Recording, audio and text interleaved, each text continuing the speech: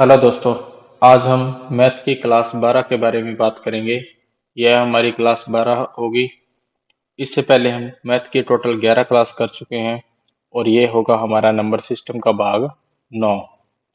वैसे तो हम नंबर सिस्टम का जो हमारी एक्सप्लेनेशन थी, जो थ्योरी थी दोस्तों, वो ऑलरेडी हम पढ़ चुके हैं। लेकिन उसके बाद में कुछ क्वेश्चन जो इम्पोर्टेंट होते हैं, एग्जाम में बार बार रिपीट होते हैं, तो आज हम उन क्वेश्चंस को देखेंगे। पिछली वीडियो में हमने एक दो क्वेश्चन ऑलरेडी देखे भी थे जो इम्पोर्टेंट थे, और उसके अलावा बहुत सारे और इम्पोर्टेंट क्वेश्चन है नंबर सिस्टम से जो एग्जाम में लगातार पूछे जाते हैं। तो सबसे पहले हम हमारा क्वेश्चन देखते हैं। पहला क्वेश्चन, हमारा क्वेश्चन है दोस्तों कि इनमें से कौन सी संख्या 12 से पूर्णतः विभाज्य है। इनमें से कौन सी संख्या, इनमें से कौन सी संख्या, इनमें से कौन सी संख्या 12 से पूर्णतः विभाज्य है। 12 से पूर्णतः विभाज्य है। 12 से पूर्णतः विभाज्य है का मतलब है कि कौन सा ऐसा नंबर है जो कि 12 से डिवाइड हो रहा है। तो हम हमारे पास चार ऑप्शंस दिए गए हैं। ऑप्शन नंबर ए दिया गया है 14,632। दूसरी संख्या ऑप्शन बी में दी गई है 43,688। तीसरा ऑप्शन दिया गया है ऑप्शन सी 57,816। और ऑप्शन डी हमारे पास दिया गया है 28,544। 28,544। ये हमारे पास चार ऑप्शन दिए गए हैं, और इसको हमने देखना है कि कौन सा नंबर है, जो कौन सी संख्या होगी इन चारों में से जो 12 से पूर्णतः विभाज्य होगी, यानी कि 12 का पूरा पूरा भाग उसमें चला जाएगा। वैसे हमने पूरा ये चैप्टर ऑलरेडी पहले पिछली वीडियो में पढ़ चुके हैं। नंबर सिस्टम में जितने भी टाइप के क्वेश्चन होते हैं मैं आपको सभी वो टाइप के क्वेश्चन करवा चुका हूँ।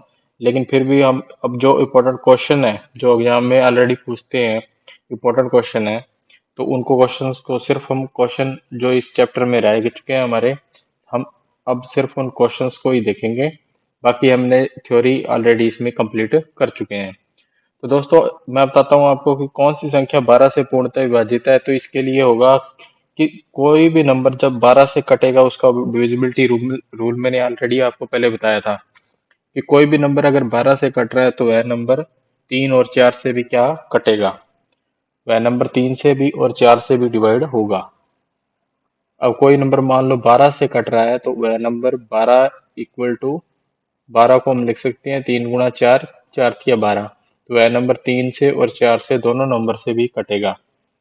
अब कोई संख्या अगर 3 से कट रही है और 4 से भी कट रही है तभी वह क्या है, 12 से कटेगी।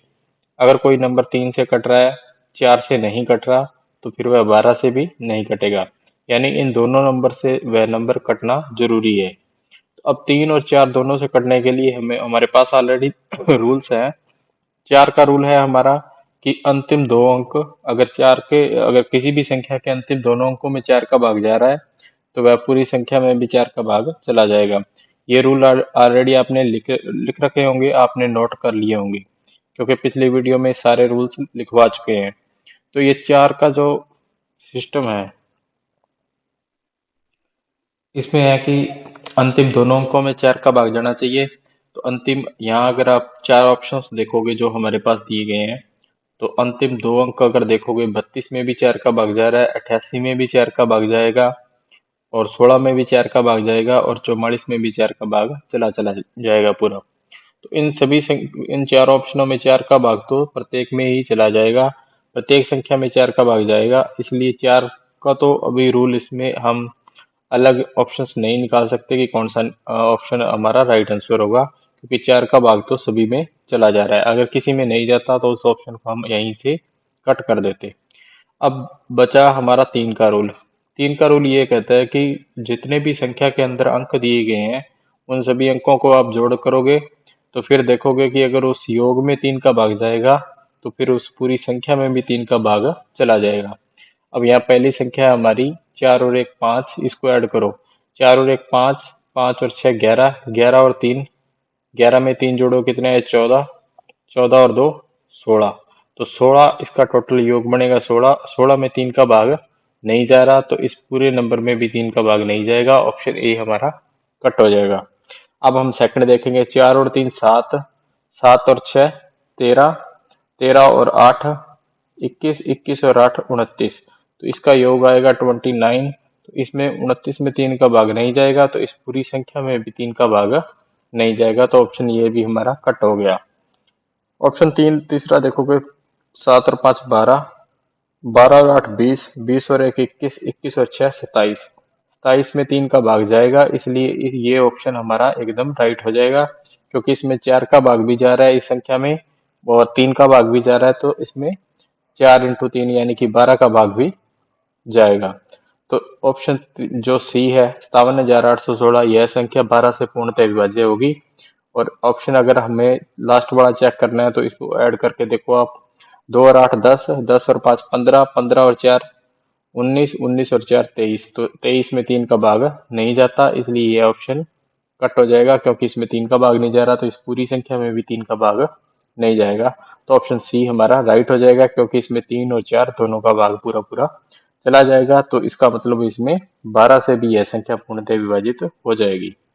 इस प्रकार से हम कोई भी नंबर देखना हो कि यह इस नंबर से कोई संख्या कटेगी या नहीं, तो आपको डिविजिबिलिटी रूल्स पता होने चाहिए।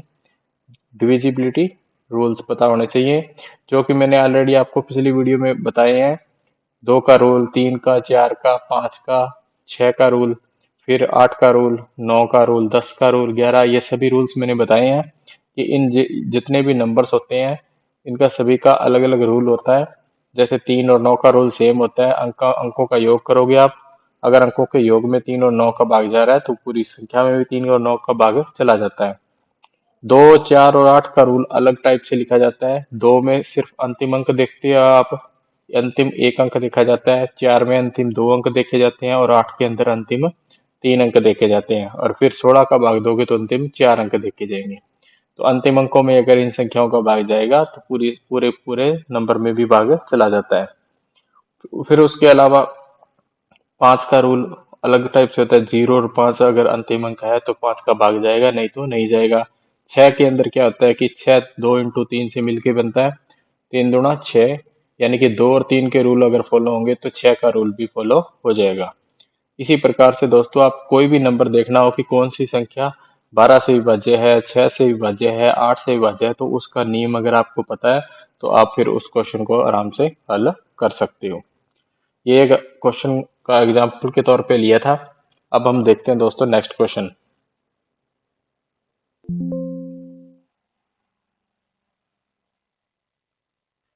अब हम नेक्स्ट क्वेश्चन देखते हैं। नेक्स्ट क्वेश्चन है हमारा, 61 से 100 तक की प्राकृत संख्याओं का योग क्या होगा। 61 से लेके 61 से 61 से 100 तक की प्राकृत संख्याओं का योग। प्राकृत संख्याओं का योग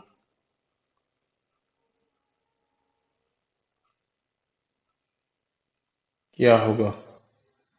यानी कि 61 से लेके 100 तक की प्राकृत संख्याओं को अगर हम जोड़ें, उनको ऐड करें, तो उनका योग टोटल कितना आएगा, ये वो हमें को बताना है। तो देखो दोस्तों, इसके लिए भी मैंने आपको ऑलरेडी पहले एक फॉर्मूला भी बताया था कि जब भी आपको प्राकृत संख्याओं का योग के बारे में पूछे तो आप क्या करोगे।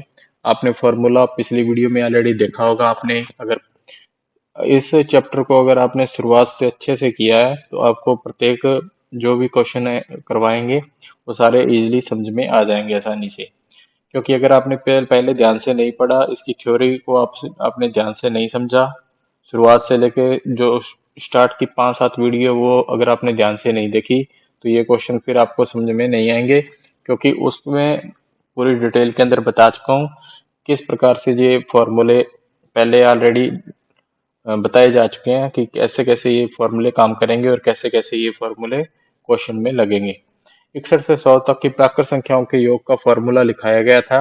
वो क्या था, वो फॉर्मूला ये था कि योग गुणा में अंतर प्लस 1/2। तो उसमें ये फॉर्मूला लगाया था, योग गुणा के अंदर, योग गुणा में अंतर प्लस 1 डिवाइड बाय 100। अगर आपको याद होगा तो मैंने a प्लस बी की फॉर्म में ये फॉर्मूला एक तरीके से बताया था, सॉरी, योग गुणा में अंतर प्लस 1 डिवाइड बाय 2, ये फॉर्मूला लिखाया था। तो ये फॉर्मूला लिखाया था पहले कि योग, जब भी आपको a से लेके b तक की प्राकृत संख्याओं के बारे में उनका योग निकालना हो तो उसके लिए फॉर्मूला होता है योग गुणा में अंतर प्लस 1 बटा में 2।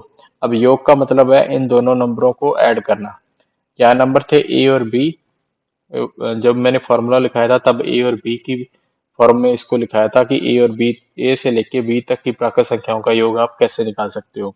तो इसी प्रकार अब क्वेश्चन में पूछा गया कि 61 से लेके 100 तक की प्राकृत संख्याओं का योग आप कैसे निकाल सकते हो। तो 61 और 100 को जब आप ऐड करोगे, योग करोगे, ये आएगा 161। 61 प्लस 100 ऐड करोगे 161 गुणा के अंदर, फिर इनका अंतर, अंतर में क्या करोगे, 100 में से 61 को माइनस करोगे, कितना आएगा 39।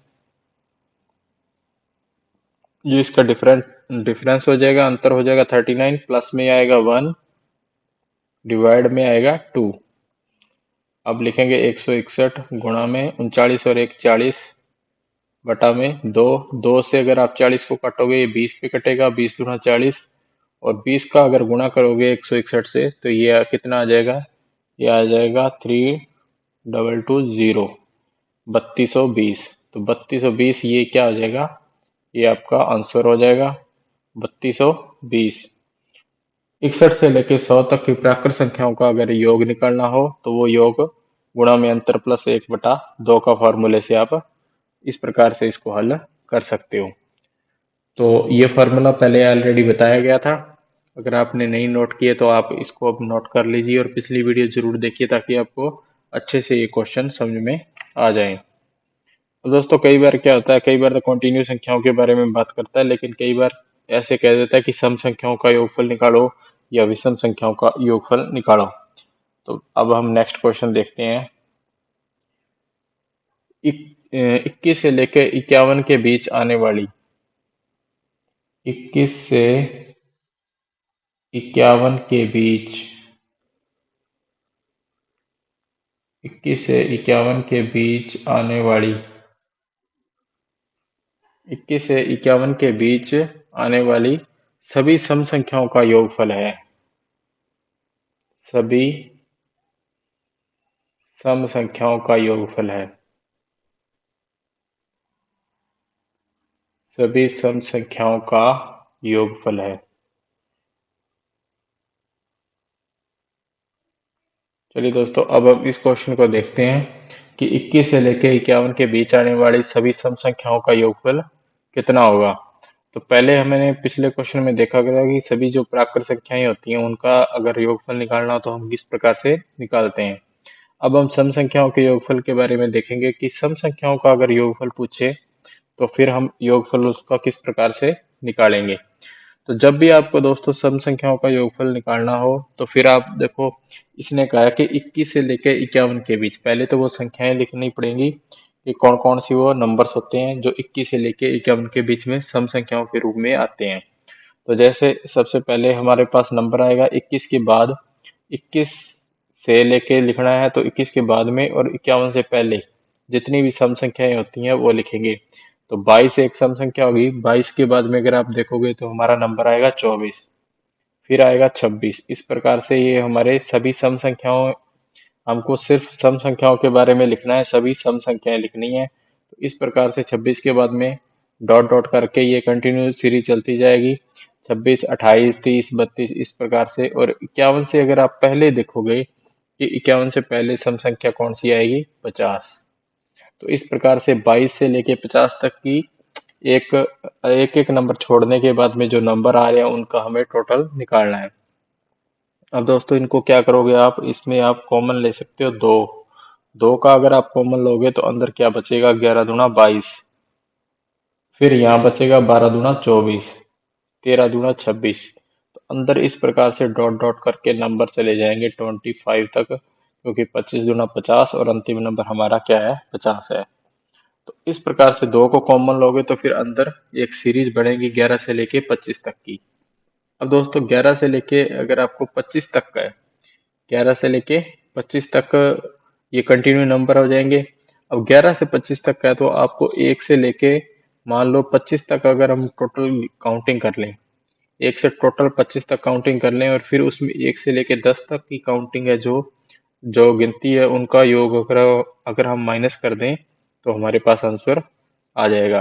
तो अब हम क्या करेंगे, 1 से लेके 25 तक की काउंटिंग इसको हम दो भागों में लिख सकते हैं। दो ब्रैकेट के अंदर क्या करोगे आप, 1 से लेके पहले 25 तक की काउंटिंग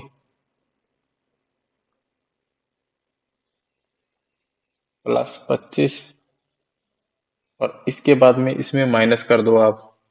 और इसमें माइनस क्या करोगे, 1 से लेके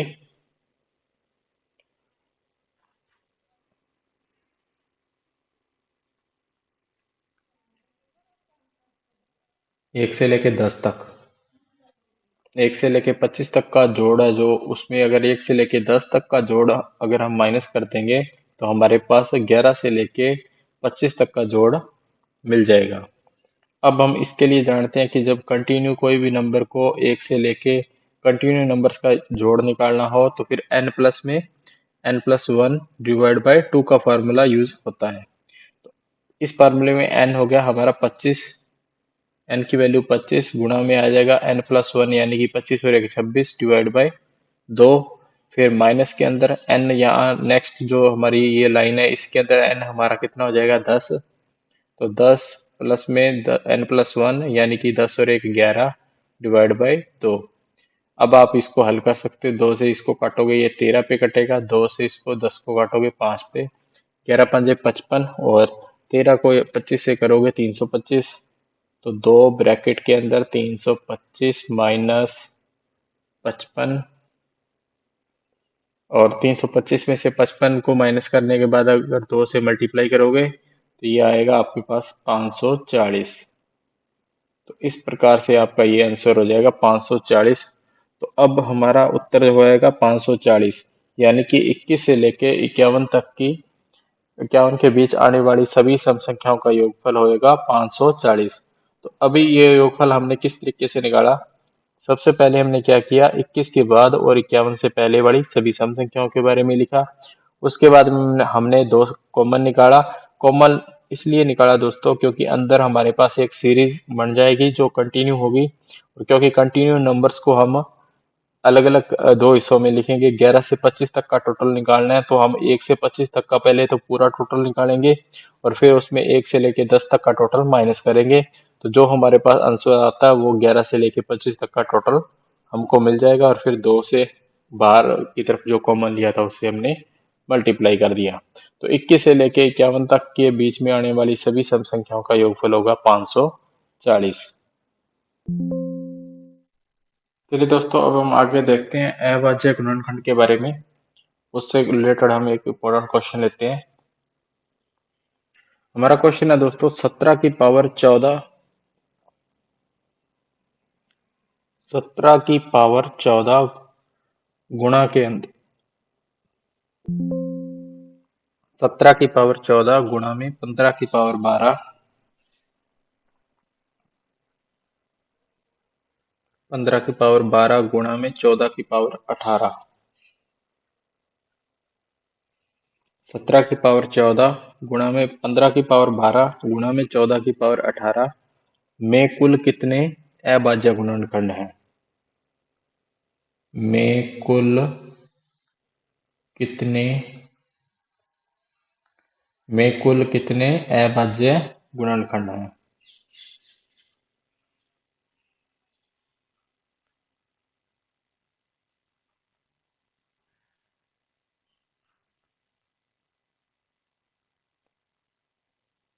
अब हमने इस क्वेश्चन में बताना है कि कुल कितने अभाज्य गुणनखंड होंगे।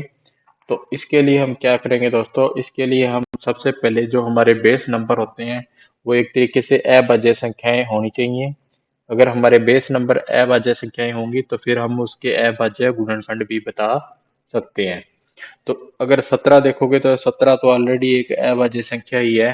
तो 17 की पावर 14 को तो हम किसी में भी तोड़ने की जरूरत नहीं है। 17 की पावर 14 को तो हम कुछ भी छेड़ने की जरूरत नहीं है क्योंकि ये तो ऑलरेडी में 17 हमारा जो बेस नंबर है, आधार संख्या है, वह 17 आधार है जो वो क्या है ऑलरेडी एक अभाज्य संख्या है। अगर आप 15 को देखोगे तो 15 को आप अभाज्य संख्याओं में तोड़ सकते हो। 15 को 3 × 5 में तोड़ोगे, 5 किया 15 हो जाएगा, और इसकी पावर है ऑलरेडी 12। 15 की पावर 12 है तो 3 × 5 की पावर हम 12 लिखेंगे। इसकी जगह 15 की पावर 12 की जगह पे 3 × 5 की पावर 12, फिर गुणा में आगे लिखा है 14 की पावर 18, तो 14 को आप 2 × 7 में तोड़ सकते हो, और इसकी पावर 18 है तो इसकी पावर आप 18 लिख दोगे। अब दोस्तों देखोगे इसको आप क्या कर सकते हो, अलग अलग लिख सकते हो। जैसे 17 की पावर 14, अब लिखेंगे हम 3 की पावर 12 गुणा में 5 की पावर 12, फिर गुणा के अंदर 2 की पावर 18, फिर गुणा में 7 की पावर 18। इस प्रकार से हमने सभी जो नंबर है हमारे संख्याएं हैं उनको अलग अलग करके लिख लिया। अब आप देखोगे अभाज्य गुणनखंड की अगर हमें क्या बताना है, हमें बताना है कि कितने अभाज्य गुणनखंड हैं। तो अभाज्य गुणनखंड जितनी इनकी घातें होती हैं उनकी घातों का योग करोगे तो वो सारी क्या आ जाएगी, अभाज्य गुणनखंड की संख्या आ जाएगी। तो इसके अंदर पावर है 14, उसके बाद पावर है 12, घात है 12, फिर 12 घात दी हुई है, उसके बाद में फिर 18 और फिर 18। आप इन सभी को ऐड करोगे तो ये आएगा 74। 74, तो ये 74 आपका क्या हो जाएगा, अभाज्य गुणनखंड हो जाएंगे 74।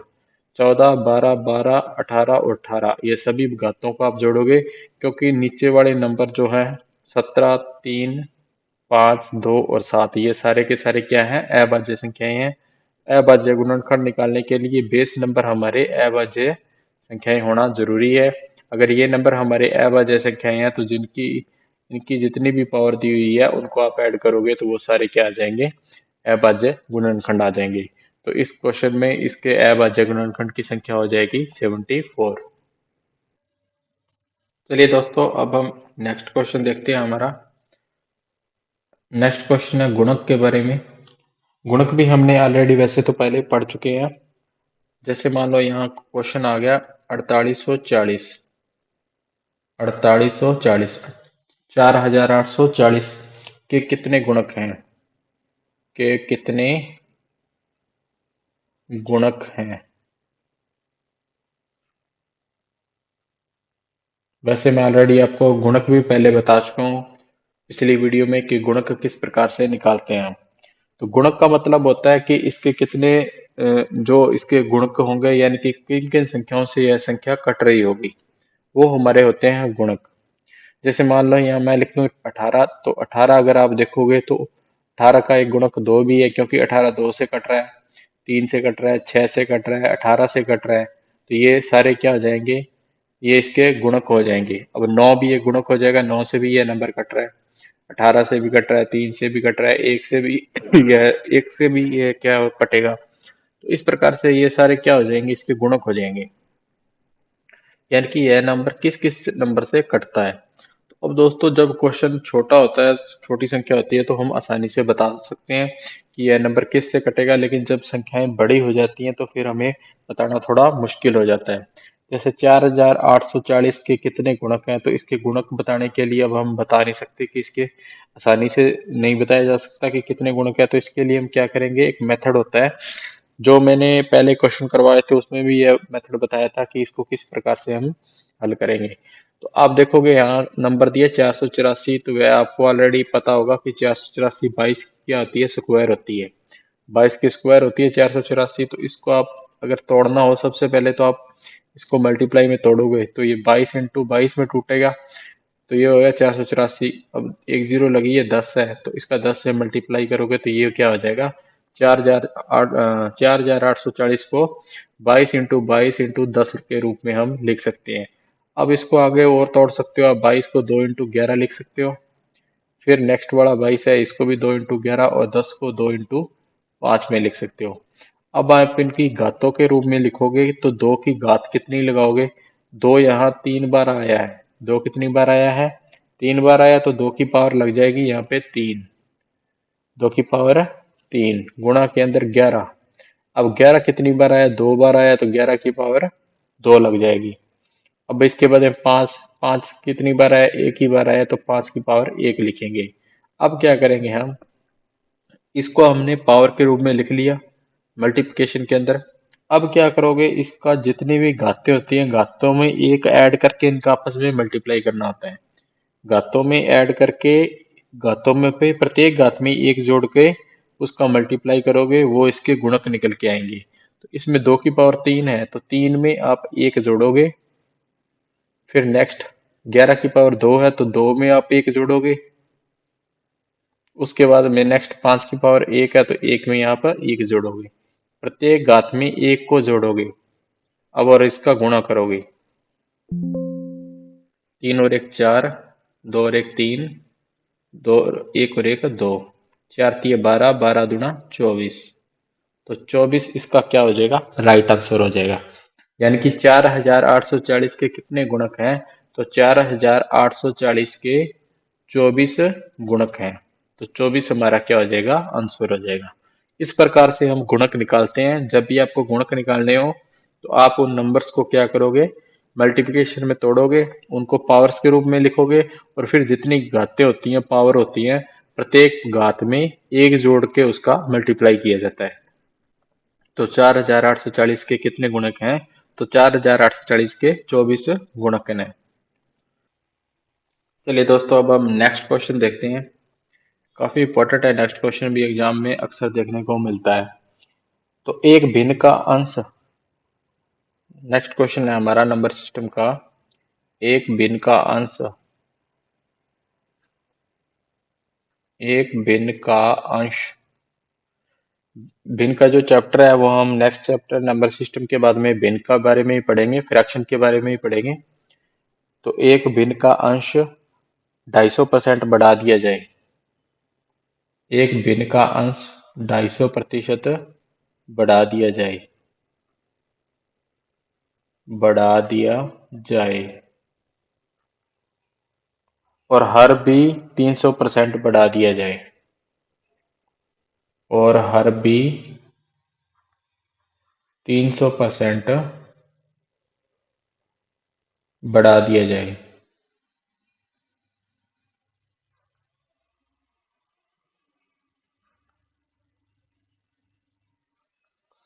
बढ़ा 300% बढ़ा दिया जाए, तो वह भिन्न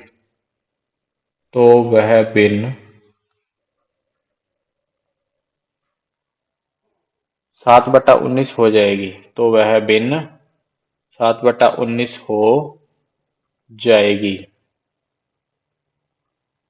तो वह भिन्न 7/19 हो जाएगी। तो मूल भिन्न क्या थी, तो मूल भिन्न क्या थी।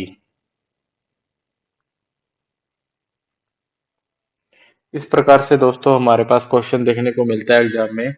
एक भिन्न का अंश 250% बढ़ा दिया जाए और हर भी 300% बढ़ा दिया जाए, तो वह भिन्न 7/19 हो जाएगी। तो वह मूल भिन्न क्या थी। तो इस प्रकार से क्वेश्चन एग्जाम में जरूर देखने को मिलता है। जब वह भिन्न के बारे में बात करेगा कि भिन्न को इतने परसेंट बढ़ा दिया, अंश को इतने परसेंट बढ़ा दिया, हर को इतने परसेंट बढ़ा दिया, और वह भिन्न इतनी हो जाती है, तो वह मूल भिन्न क्या थी। या फिर मूल भिन्न के अंदर बढ़ाने के बाद में वह अब परिवर्तित होने के बाद में भिन्न कितनी हो जाएगी। तो इस प्रकार से क्वेश्चन एग्जाम में देखने को जरूर मिलता है। तो भिन्न होती है, वह होती है हमारी अंश बटा हर। जैसे भी कोई भी हमारी भिन्न है, तो भिन्न का जो ऊपर वाला भाग होता है उसे हम क्या बोलते हैं, अंश, और नीचे वाले भाग को हर बोलते हैं। तो अब जो हमारा ऊपर वाला भाग है इसको बोलते हैं अंश, और नीचे वाले भाग को हर कहा जाता है, और पूरे को इसको बोलते हैं हम भिन्न, और इंग्लिश में वही भिन्न को बोला जाता है फ्रैक्शन। तो अब देखो दोस्तों, जो ऊपर वाला भाग है भिन्न का अंश है वो 250% बढ़ाया गया है, और हर को 300% बढ़ाया गया है। तो जब भी ये चीजें बढ़ाई जाती हैं, तो भिन्न अपने आप में अंश और हर होते हैं वो 100% होते हैं। मान लो एक भिन्न है, वह हमारी क्या है, x/y है। x/y हमारी मान लो एक भिन्न है, और ये x अपने आप में क्या है, 100% है, और y भी अपने आप में 100% होता है। जब इनको बढ़ाया जाता है, जब अंश वाले भाग को 250% बढ़ा दिया, तो 100% तो ये पहले था, 250 बढ़ने के बाद में ये भिन्न हो जाएगी 350। 350 x की वैल्यू हो जाएगी ऊपर की तरफ। और जो नीचे का हिस्सा है y, हर हर को अगर 300% बढ़ा रहा है तो हर भी अपने आप में 100% है। 300% बढ़ाओगे तो 100 + 300 कितना हो जाएगा, 400y। तो इस प्रकार से अंश और हर होते हैं वो क्या हो जाते हैं, 100% दोनों में अंश और हर में ऐड हो जाता है। क्यों होता है, इसलिए होता है क्योंकि भिन्न के अंदर प्रत्येक संख्या अंश और हर अपने आप में क्या होता है, 100% होता है। यानी कि पहले ऊपर की तरफ जो हमारा x है ये अपने आप में 100% थी, और इसमें 250% की बढ़ोतरी हुई तो ये 350% हो गई। तो नीचे y है, y अगर जो हमारा हर है ये 300% बढ़ा दिया, तो पहले ये अपने आप में 100% था हर, और 300% बढ़ाने के बाद में अब हो जाएगा ये 400y। तो ऊपर की तरफ 350x और नीचे आ जाएगा 400y। और ये जब इसको बढ़ा दिया और बढ़ाने के बाद में यह भिन्न कितनी हो जाएगी, 7/19 हो जाएगी। यानी कि यह भिन्न 7/19 के बराबर लिखी जाएगी। अब दोस्तों इसको काट के आप हल कर सकते हो। हल करने के लिए क्या करोगे, एक जीरो से एक जीरो काट दिया। सात सात इसको किस पहाड़े से काटो, 5 के पहाड़े से काटोगे, 7×5 = 35। और 5 के पहाड़े से काट सकते हो, 5×7 = 35, और 5×8 = 40।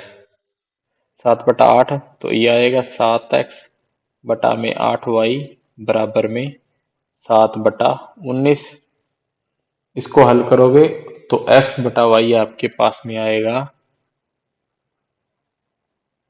इसको आगे आप 7 को 7 से इसको काट भी सकते हो, इस 7 से ये वाला 7 काट सकते हो। बराबर में ऐसे संख्याएं कट जाती हैं।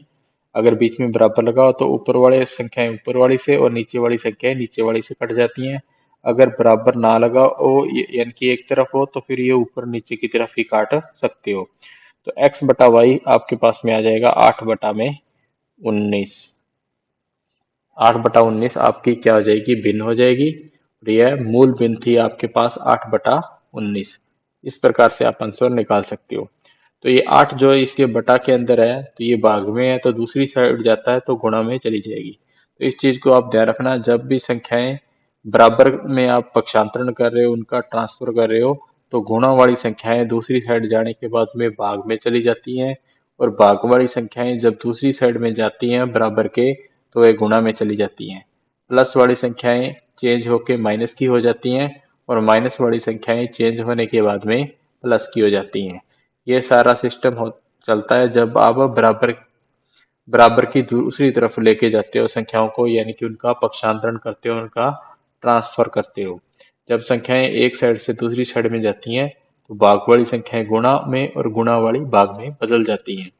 प्लस वाली माइनस और माइनस वाली प्लस में चेंज हो जाती है। ये नीचे की तरफ भाग में था 8y, तो ये y तो यहीं पड़ा है, लेकिन ये भाग की संख्या है ना 8, तो दूसरी तरफ जाएगी तो ये गुणा में चली जाएगी, यानी कि ऊपर की तरफ चली जाएगी। इस प्रकार से हमने इस क्वेश्चन को किया कि एक भिन्न का अंश 250% बढ़ा दिया जाए और हर बीट 300% बढ़ा दिया जाए, तो वह भिन्न 7/19 हो जाएगी। तो वह मूल भिन्न क्या थी।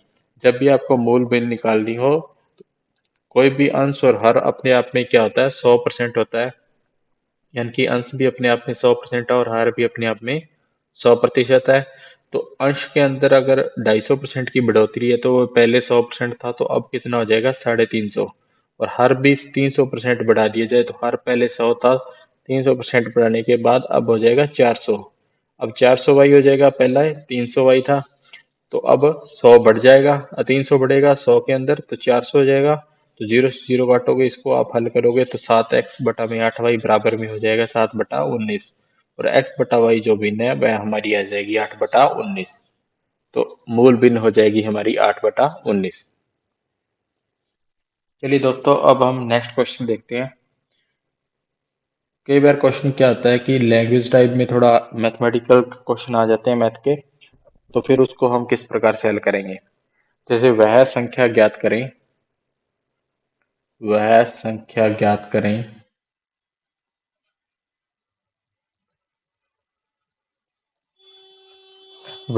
ज्ञात करें जिसका एक तिहाई जिसका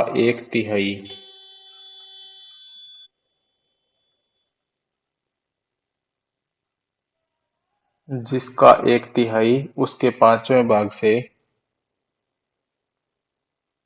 उसके पांचवें भाग से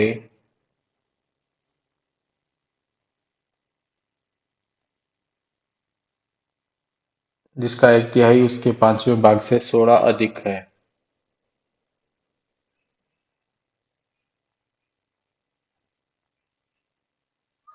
तो ये क्वेश्चन हमको करना है कि उसके पांचवें भाग से 16 अधिक है, तो वो संख्या बतानी है। तो जब भी क्वेश्चन आपको इस प्रकार से दिया जाता है, जब भी आपको हिंदी की टाइप की लैंग्वेज दी जाती है क्वेश्चन में, और वह संख्या ज्ञात कीजिए जिसका एक तिहाई उसके पांचवें भाग से 16 अधिक है, तो इसके लिए आप क्या करोगे?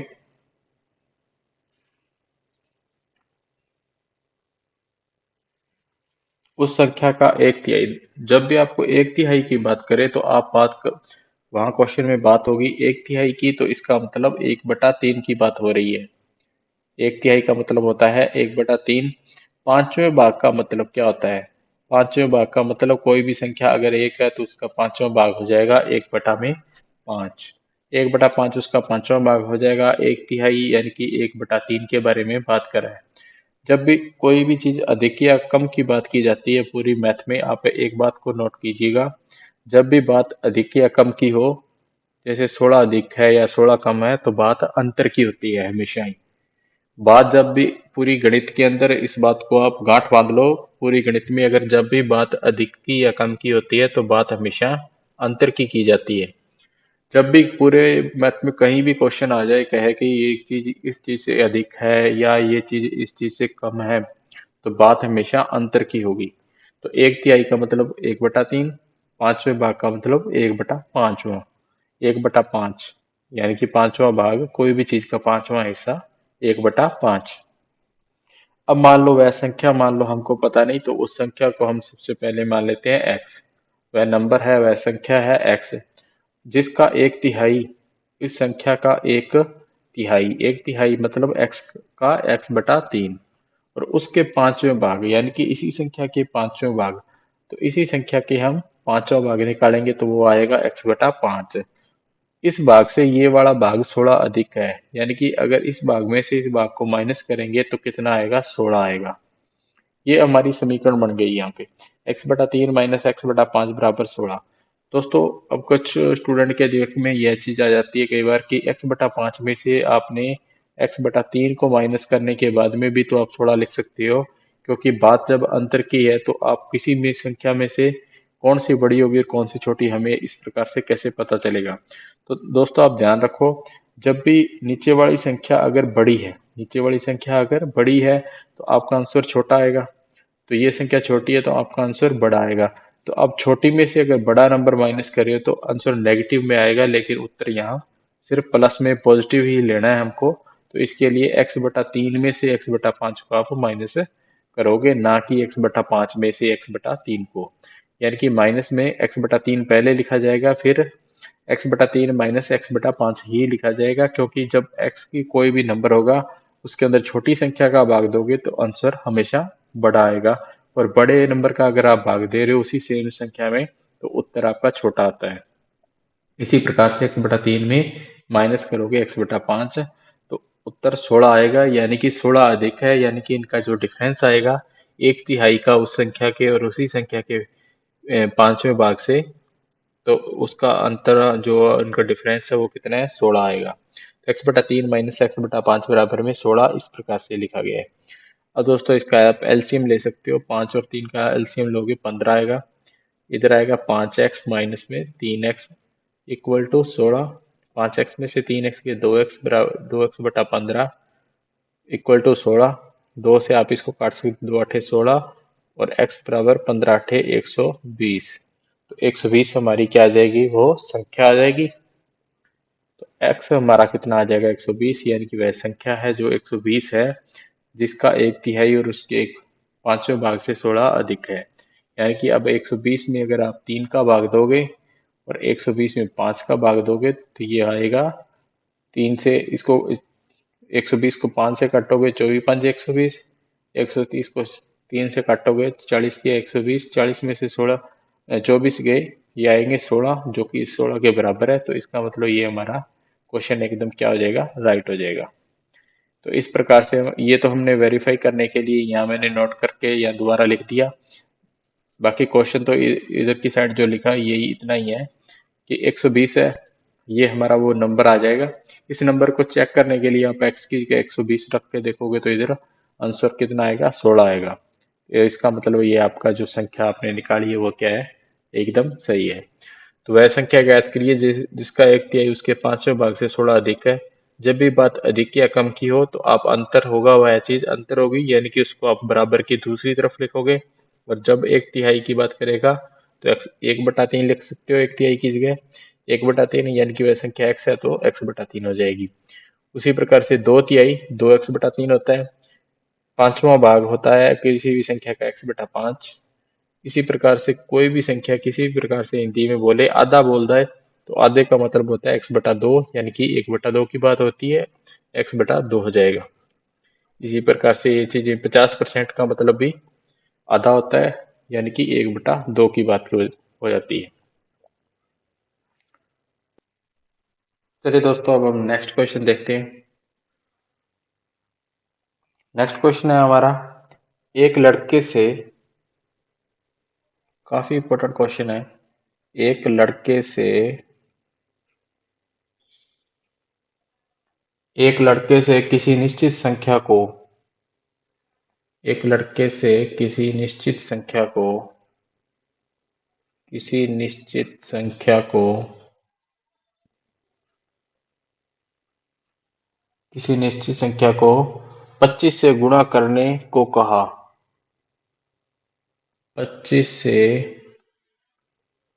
गुणा करने को कहा। 25 से गुणा करने को कहा, परंतु उसने गलती से परंतु उसने गलती से परंतु उसने गलती से 52 से गुणा कर दिया। परंतु उसने गलती से 52 से गुणा कर दिया। 25 से गुणा करने के लिए कहा परंतु उसने गलती से 52 से गुणा कर दिया। प्राप्तांक सही उत्तर से तो उसका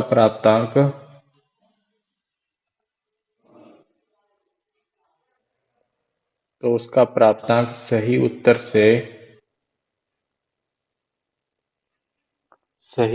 से 324 अधिक आया। सही उत्तर से 324 अधिक आया। तो बताओ वह संख्या क्या थी। तो बताओ वह संख्या क्या थी, यानी कि वह संख्या क्या थी, वो संख्या बतानी है। इस प्रकार से दोस्तों क्वेश्चन एग्जाम में देखने को मिलता है। कई बार क्वेश्चन एग्जाम में ऐसा क्वेश्चन पूछा जाता है कि एक लड़के को किसी निश्चित संख्या से गुणा करने के लिए कहा गया। मान लो यहाँ दिया गया 25 से गुणा करने के लिए कहा गया और उसने गलती से 52 से गुणा कर दिया। या फिर कई बार कहता है कि उसे 25 से गुणा करने के लिए कहा गया लेकिन उसने 25 से भाग दे दिया उस नंबर को, और सही उत्तर से उसका इतना अधिक आया या इतना कम आया। और बाद में पूछता है कि वह संख्या क्या थी, तो एक्चुअल में उस संख्या को बताना होता है कि वह संख्या क्या थी। जब भी दोस्तों आपके पास इस प्रकार का क्वेश्चन आए कि कोई नंबर किसी नंबर से गुणा करने के लिए कहा गया लेकिन उसने भाग दे दिया, या फिर 25 से गुणा करने के लिए कहा गया 52 से गुणा कर दिया, कई बार कहता है कि 14 से गुणा करने के लिए कहा गया लेकिन उसने 41 से गुणा कर दिया उसको। तो जब भी ये चीजें कही जाती हैं कि वो कहा कुछ और जाता है लेकिन वो गुणा उसका उल्ट कर देता है, या उसका कई बार गुणा की जगह डिवाइड कर देता है, यानी कि भाग कर देता है। जब भी ऐसे नंबर है तो मान लो वह संख्या हमारी क्या थी, वह संख्या x मान लेते हैं हम। वो संख्या हमारी थी x। वो संख्या x थी जिसे 25 से गुणा करने के लिए कहा गया था लेकिन वास्तव में उसने किया नहीं 25 से, उसने 52 से गुणा कर दिया। तो इसमें दिया गया कि 25 से गुणा करने के लिए कहा गया और उसने 52 से कर दिया। तो इस नंबर को उसने गुणा किया 52 से। करना था उसको 25 से। तो अब फर्क क्या आएगा, प्रॉब्लम क्या आएगी कि 25 से गुणा करने की जगह उसने अगर 52 से गुणा कर दिया तो आंसर तो हमेशा ज्यादा ही आएगा, क्योंकि उसने बड़े नंबर से गुणा कर दिया, कहा गया था 25 से और किया उसने 52 से गुणा, तो आंसर ज्यादा आ रहा है। तो कितना ज्यादा आ रहा है, 324 ज्यादा आ रहा है। तो 52x माइनस में 25x बराबर हो जाएगा 324। ये हमारी क्या हो जाएगी, इक्वेशन हो जाएगी।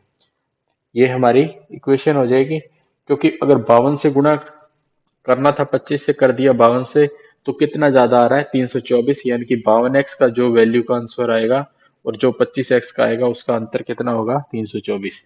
कोई भी चीज अधिक या कम आए तो हमेशा आप पूरी गणित के अंदर याद रखना, बात हमेशा अंतर की होगी और बात हमेशा माइनस की होगी। तो 52x minus 25x equal to आएगा 324। 52x में से 25x माइनस करोगे, ये आएंगे 27x। 27x बराबर 324, और 27 को अगर आप इसमें से काटोगे तो ये जाएगा 12 पे। तो x की वैल्यू 27 का भाग दोगे 324 में, ये आ जाएगा 12, तो x बराबर आ जाएगा 12। तो 12 वह संख्या थी जिसे 25 से गुणा करने के लिए कहा गया, लेकिन उसने कर दिया 52 से गुणा, और उत्तर उसका जो प्राप्त अंक था वो सही उत्तर से 324 अधिक आया, ज्यादा आया 324, तो वह नंबर था हमारे पास 12। अब इसकी जगह दूसरा मेथड एक और भी आप यूज कर सकते हो दोस्तों। जब आपको डायरेक्ट वो नंबर निकालना हो, तो जिस नंबर से आपको जो सही उत्तर आता है, आपका जो भी अंतर आता है, जो फर्क आता है, उसको आप लिखोगे ऊपर की तरफ, बटा में क्या करोगे, नीचे की तरफ जो 52 से गुणा और 25 से गुणा करने के लिए कहा गया है ना, इन दोनों का डिफरेंस चेक करो आप।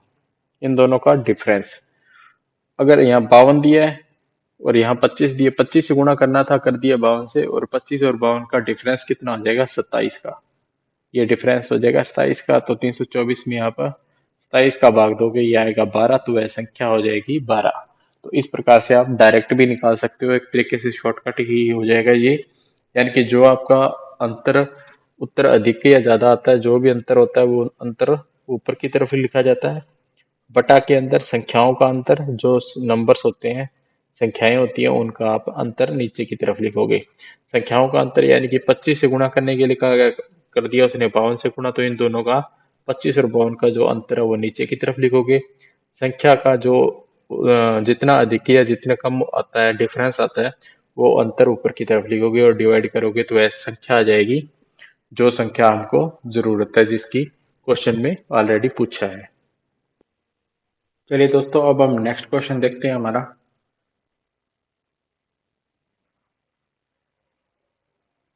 हमारे पास नेक्स्ट क्वेश्चन है दोस्तों, 1 में 2 + 3, फिर डॉट डॉट डॉट +49 + 50, फिर प्लस के अंदर 49, फिर +48, और फिर इस प्रकार से आगे डॉट डॉट करके प्लस में 3 + 2 + 1 तक, इस प्रकार से इनका जो जोड़ है किसके बराबर है, यानी कि इसका जो वैल्यू है वो कितनी आएगा इसका, यानी कि इसको अब ऐड करोगे, आप जोड़ करोगे तो वो कितना आएगा, यानी कि इनका योगफल कितना होगा। तो दोस्तों, इस प्रकार के जब भी हमारे पास क्वेश्चन आता है एडिशन वाला, तो हमारे पास जो फॉर्मूला होता है जोड़ का, हम उस फॉर्मूले का यूज करते हैं, जो कि प्राकृत संख्याओं के योगफल का फॉर्मूला है। तो प्राकृत संख्याओं के योगफल का फॉर्मूला ऑलरेडी सभी स्टूडेंट को वैसे तो पहले मैं लिखवा चुका हूँ कि एन प्राकृत संख्याओं का योग का फॉर्मूला होता है एन ब्रैकेट में n+1 डिवाइड बाई 2। इसी फार्मूले का यूज होता है। जैसे हमने n प्राकृत संख्याओं, क्योंकि एक से लेके जब भी कंटिन्यू नंबर्स दिए हों, तो n प्राकृत संख्याओं का योग निकालना हो आपके पास, n प्राकृत संख्याओं का योग।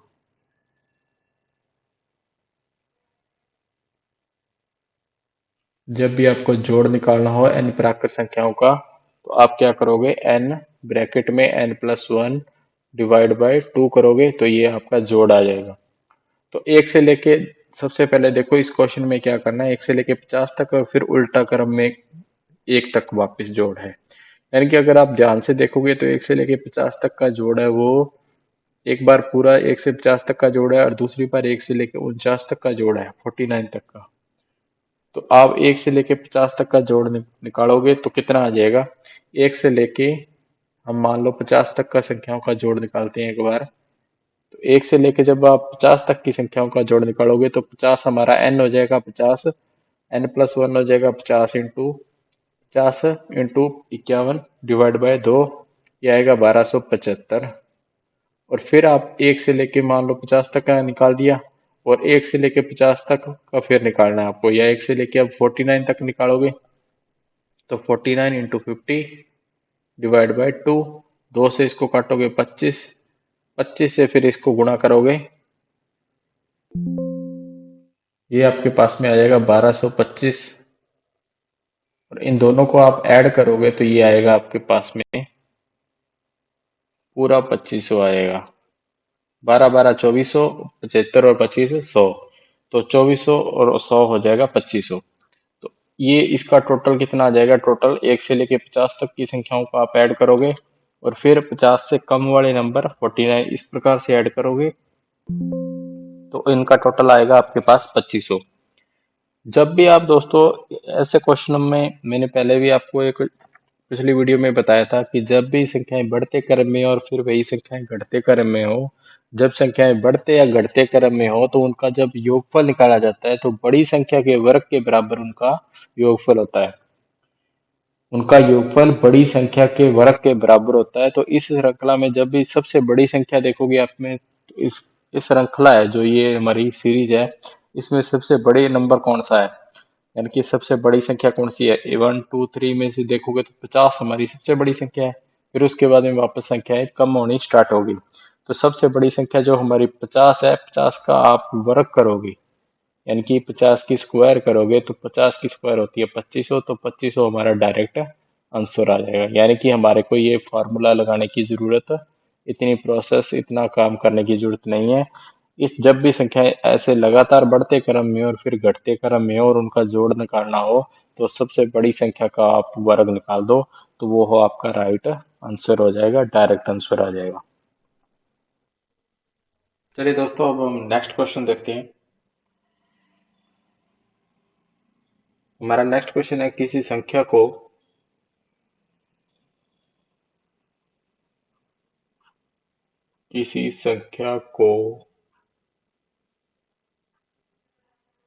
192 से भाग देने पर,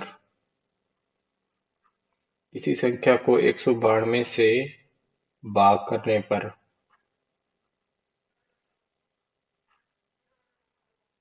इस संख्या को 192 से भाग करने पर शेषफल 54 मिलता है। भाग करने पर शेषफल 54 यानी कि 54 मिलता है।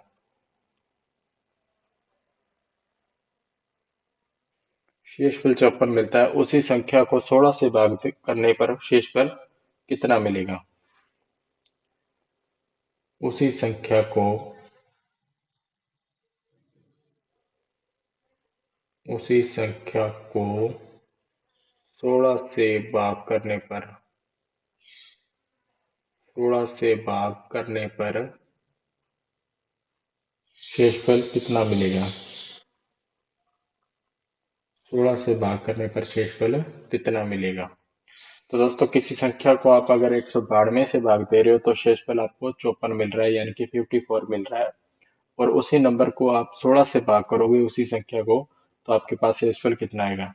जब भी दोस्तों आपको आपके पास इस प्रकार से क्वेश्चन होता है कि किसी संख्या को 192 से भाग देने पर शेषफल 54 मिलता है, उसी संख्या को 16 से भाग देने पर शेषफल कितना मिलेगा, इस टाइप से जब भी क्वेश्चन आएगा तो आप चेक करोगे कि 192 16 से कट रहा है या नहीं कट रहा। 16 से 192 पूरा पूरा कट रहा है, इसका मतलब जो शेषफल बचेगा आप डायरेक्ट उसके अंदर इस 16 को भाग दे दोगे, वही आपका राइट आंसर हो जाएगा। तो शेषफल आपके पास 54 बच रहा है, तो 54 को आप क्या करोगे, 16 से भाग दोगे।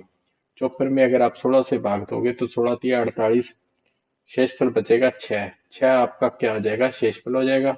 तो ये आपका क्या हो जाएगा, 6 ही आपका राइट आंसर हो जाएगा। उस संख्या को आप 16 से भाग देने पे शेषफल बचेगा आपके पास 6। तो इस प्रकार से आप डायरेक्ट इस क्वेश्चन को बिना किसी प्रॉब्लम के हल कर सकते हैं। चलिए दोस्तों, अब हम नेक्स्ट क्वेश्चन देखते हैं हमारा। हमारा नेक्स्ट क्वेश्चन है दोस्तों, 13579 1,3,5,7 डॉट डॉट डॉट 7 के बाद में 99 तक ये सीरीज चलेगी 99 तक, यानी कि 1,3,5,7,9 फिर 11 13 इस प्रकार से 99 तक, और 128 99 के बाद में 128 यानी कि 128 को परस्पर गुणा किया जाए। को परस्पर गुणा किया जाए, को परस्पर गुणा किया जाए तो प्राप्त गुणनफल के अंत में शून्यों की संख्या बताइए। गुणा किया जाए तो प्राप्त गुणनफल के अंत में तो प्राप्त गुणनफल के अंत में शून्यों की संख्या बताइए। शून्यों की संख्या बताइए, यानी कि आपको जीरो बतानी है कि कितनी जीरो आएंगे गुणनफल पे। यानी कि इनका अगर इन नंबर्स को आपस में आप मल्टीप्लाई करोगे तो इसमें शून्य कितने आएंगे, यानी कि कितनी आपके पास में जीरो प्राप्त होंगे।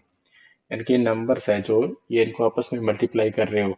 जैसे मान लो इसको क्या करना है कि एक को आप 3 से गुणा, फिर 5 से, 7 से, इस प्रकार आप मल्टीप्लाई कर रहे हो कंटिन्यू इन सभी नंबर को, और नंबर को मल्टीप्लाई कर रहे हो 99 तक के सभी नंबर को, और फिर 128 को भी आप इसके साथ में गुणा कर रहे हो, और उसके बाद में आपको बताना है कि इसमें जीरो कितनी आएंगी, शून्य कितनी आएंगी।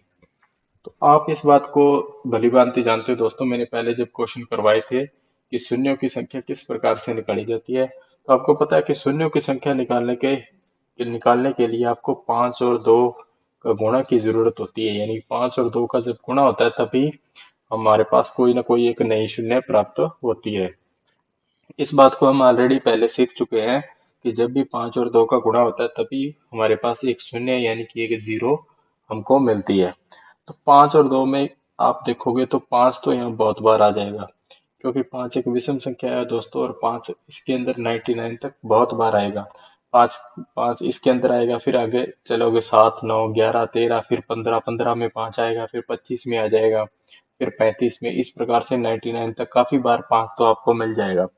लेकिन 5 के साथ जीरो लाने के लिए आप क्या करोगे, कोई भी सम संख्या का गुणा होना जरूरी है। देखो, अगर 5 के साथ कोई सम संख्या का गुणा होता है तभी कोई ना कोई जीरो प्राप्त होती है, अन्यथा जीरो प्राप्त नहीं होती। तो 5 के साथ सम संख्या का मतलब कोई ना कोई 2 4 इस प्रकार से कोई ना कोई नंबर का गुणा होना जरूरी है। तो अब 2 आप कहाँ से लाओगे, ये तो सारे विषम संख्या है 99 तक, लेकिन 128 है जो, इसको आप लिखोगे 2 की पावर 7।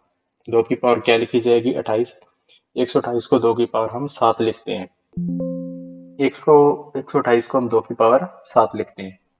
तो इसमें क्या होता है कि दो 128 है, 2 की पावर 5 का मतलब होता है 32, 2 की पावर 3 होती है 8, 4 होगी फिर 16, 5 पे 32, 6 पे 64, और 7 पे 128। यानी कि इस प्रकार से ये दो दो का मल्टीप्लिकेशन होता जाता है। तो 128 को हम लिख सकते हैं 2 की पावर 7, और इधर आपको 5 तो जरूर मिलेगा, कई बार 5 मिल जाएगा, इसके अंदर 5 भी आएगा, 25 में भी फिर 5 मिलेगा, 5 × 5 35 होगा, फिर 5 मिलेगा, 45 में भी 5 मिलेगा। तो इस प्रकार से 99 तक काफी 5 मिल जाएंगे। लेकिन ध्यान देने वाली बात यह है कि इसमें 2 की पावर 7, दो जो हमारा अंक होगा वह 7 बार मिलेगा मैक्सिमम। तो इसका मतलब जो शून्यों की संख्या होगी वह भी कितनी होगी, 7 ही होगी।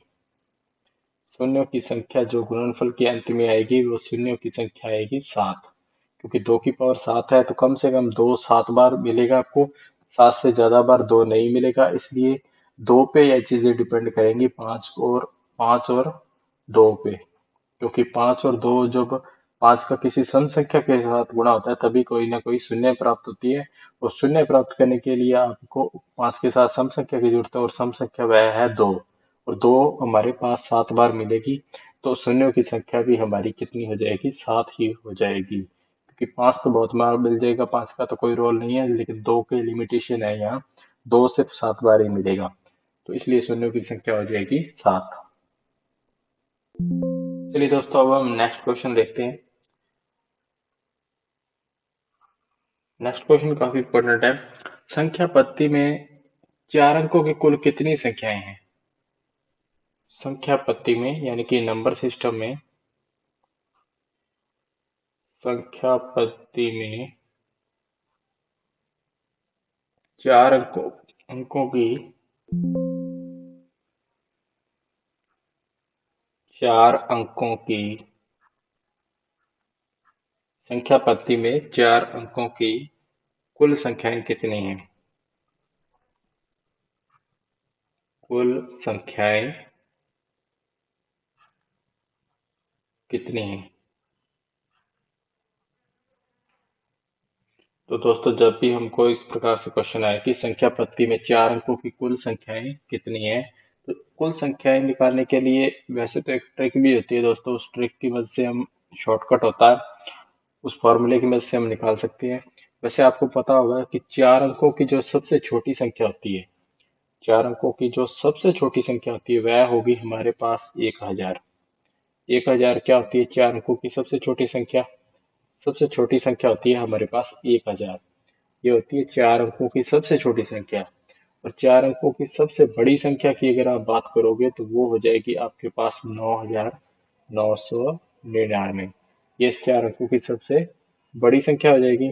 और अगर आप कुल संख्याओं की बात करोगे कि कुल संख्याएं आपके पास कितनी होती है चार अंकों की, तो कुल संख्याएं आपके पास होती है 8999 प्लस के अंदर हुआ एक, और ये आ जाएगी आपके पास में कुल 9000।